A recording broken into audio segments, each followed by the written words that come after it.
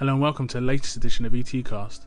In this episode we'll be giving you a SAGE LAN preview, as well as rounding up the latest competition updates, giving you some team news, and the best Fragmovie since the last episode of ET Cast. But first up we have scene news. Another LAN event was announced for ET recently called PHX. The LAN will be organised by myself and Ether, and it will take place in the UK at a LAN centre in Swansea called Crossfire. The tournament will feature a maximum of 12 teams, and if we get those 12 teams there will be at least a £1,500 prize pot, and that will hopefully rise. More news on that to come next month when the sign-ups are officially open. If you want to check out some of the finer details regarding the LAN, click the link in the information panel. SAGE LAN event is only days away, and news and updates have started to flow out from the event staff. Lists of rules, maps, as well as the LAN groups and playoff brackets are available, and they can all be found in the link in the information panel. The event is building up to be one of ET's best ever LANs, with a number of teams having a good chance of taking the top 3 spots. There was some disappointing news that AEF, which was previously a bi-yearly event, was not going to make its move into yearly just yet, after it was announced that the third edition of the event will happen in 2012.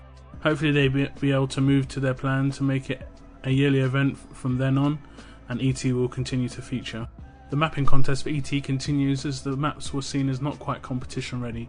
One map was originally hoped to feature at the SAGE event, but there just wasn't enough time to make some fixes and give significant practice time to teams. Keep an eye out for more news coming about this competition after SAGE. Now we move on to team news. Huge amounts of drama came in early May with the announcement that Next Evolution would be cutting their entire ET squad and replacing it with another team.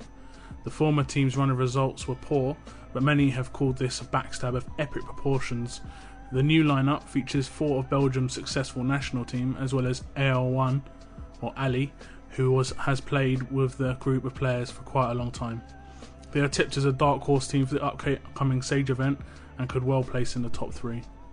Other news sees the announcement that Jackax will be rejoining Team Dignitas for the upcoming SAGE LAN event. With the recent inclusion of Knight after his year out in the army, fans will hope that they practice enough for the LAN, as they seem quite rusty in the weeks leading up to the tournament. The team are renowned for performing well on LAN though, so time will tell how they'll do. The newer Nexus lineup, used to be part of the Last Resort organisation, have had problems over the last few months replacing former player Squiz for the upcoming SAGE event, but have announced that they have managed to persuade him to rejoin the team, which will be crucial in their hopes to take the win at SAGE. For more information on all these news items, check the links in the information panel. Now some competition updates. The YCN Spring Challenge is now all over. The eventual winners were Queens, who beat Team Dignitas in the grand final, and Nexus Sports picked up 3rd place in the competition. The competition has been running for the last few months, and a big thanks to Marcus from YCN for setting it all up for us. Hopefully something else will come from YCN next season, as we all look forward to it. The E-Series LAN event took place in West near Amsterdam, where 6 teams battled it out for LAN glory. The eventual final was played out between Power Gaming and Mouse Control, who at the time were called Overload. Mouse Control took home a close 4-2 win and the €500 prize money. We look forward to the next E-Series event, which hopefully ET will feature in again. And now on to our SAGE special feature.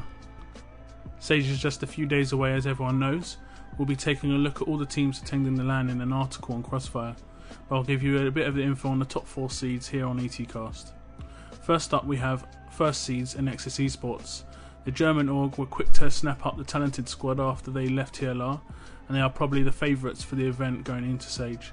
The recent recapture of Squiz could be very important for their chances, as even if they underperform, most would see them as being a top 3 team. The team features some of the great quality and skill, and if everyone is on form at the event, they will pretty much be unstoppable. But whatever happens, the team will rely heavily on Ross to get all the objectives done and quickly as possible, as the rest of the team gun down the enemy. As mentioned, Nexus are the favourites, and they will likely be disappointed with anything less than 1st place.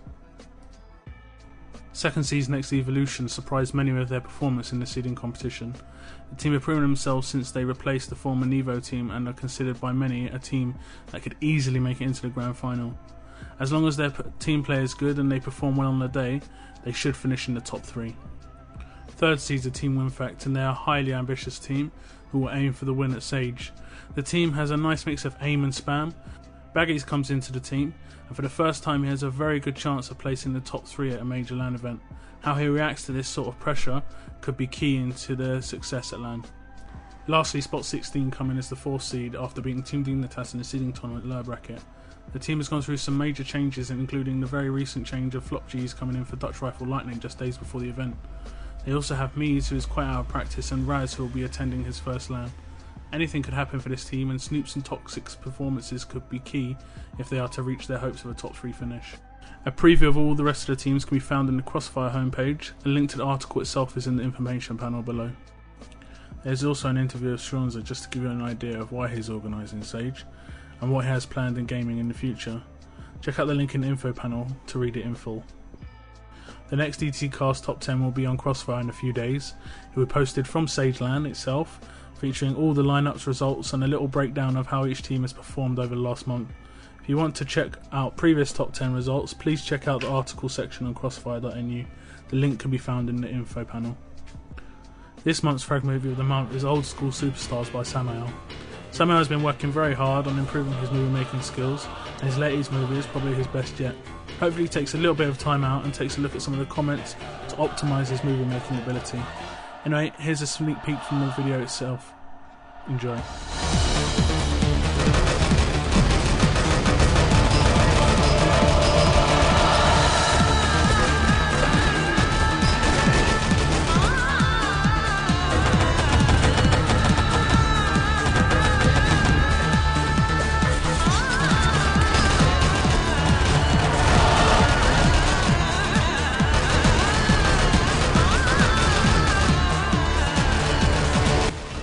So that's it for this episode of ETcast.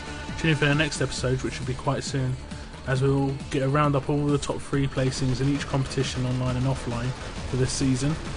In the meantime, take care, enjoy SAGE event, and I'll see you there.